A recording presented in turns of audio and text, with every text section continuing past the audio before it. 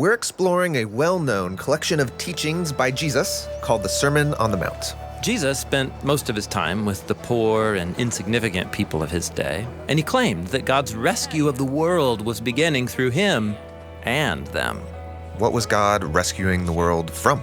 Well, it's a rescue from the kind of world we've created by our selfishness and our contempt for others that leads to violence. And it's a rescue into communities of wholehearted love and respect.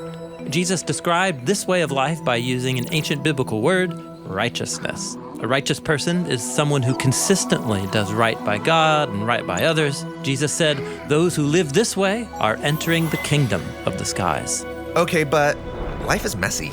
In any given situation, how are we even supposed to know what it means to do right by everyone? Yes, that is the question. So remember, Jesus was an Israelite, and the people of Israel had a specific answer to that question that was simple and profound. To do right by God and people, you need to learn God's wisdom. And how do you get God's wisdom? Well, for Israelites, you find God's wisdom by meditating on their scriptures, called the Torah and Prophets. The Torah, that's the first 5 books of the Bible. Right. In Hebrew, Torah means teaching, though it's often translated in our Bibles as the law. But these books aren't just laws. Right. The Torah is a story about God's plan to partner with humans in ruling the world. And when humans ruin that partnership through stupidity and violence, God begins a rescue plan. First, by choosing and then rescuing the Israelites, and then by inviting them into a covenant relationship. Right, the story of Moses on Mount Sinai. That's where they get all these commands to live by. Yeah. Now, after the Torah come the prophets, who continue the story. They show how Israel failed to live by God's wisdom by violating those commands. But they also wrote poetry about how that failure was not the end of the story. God was going to bring this partnership to its fulfillment.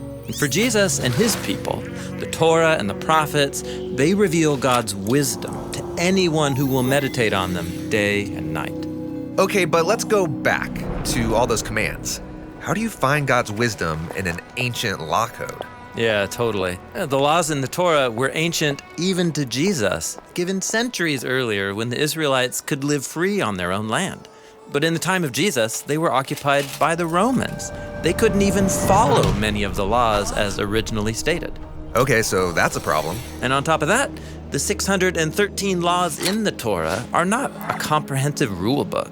And so there arose teachers of the Torah called scribes and Pharisees, and they would fill in the gaps by discerning God's wisdom underneath the laws, so they could apply it to other areas of life. For instance, the Torah said Israelites should stop working 1 day a week.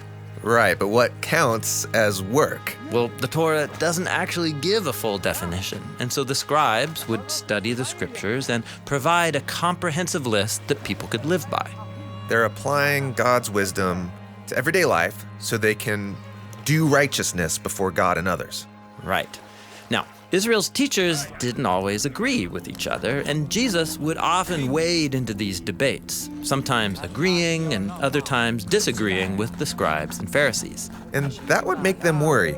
Maybe Jesus doesn't take the Torah and the prophets seriously enough.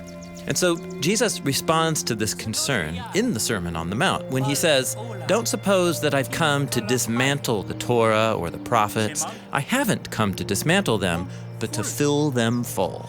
What does that mean? That Jesus came to fill the Torah and prophets full? Well, remember, the scriptures tell the story about God's plan to partner with Israel and all humanity in ruling the world. And Jesus claimed that he was taking that story forward, showing how to be righteous and live by God's wisdom. That's quite a claim.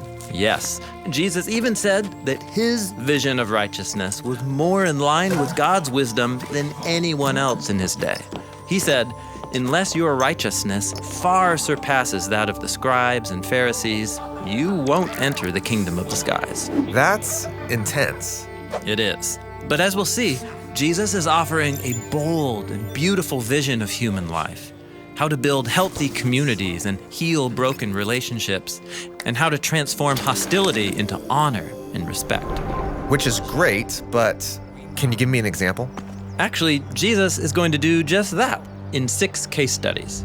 Each time he'll quote a command from the Torah and then explain how it reveals God's wisdom, so that we can learn how to consistently love God and do right by our neighbor.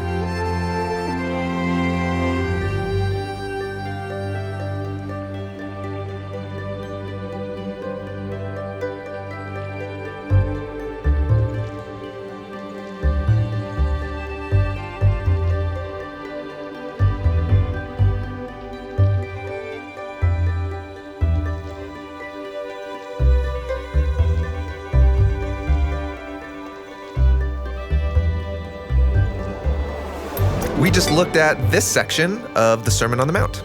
It's an introduction to this whole middle section where Jesus describes the life of a righteous community that's learning to live by God's wisdom.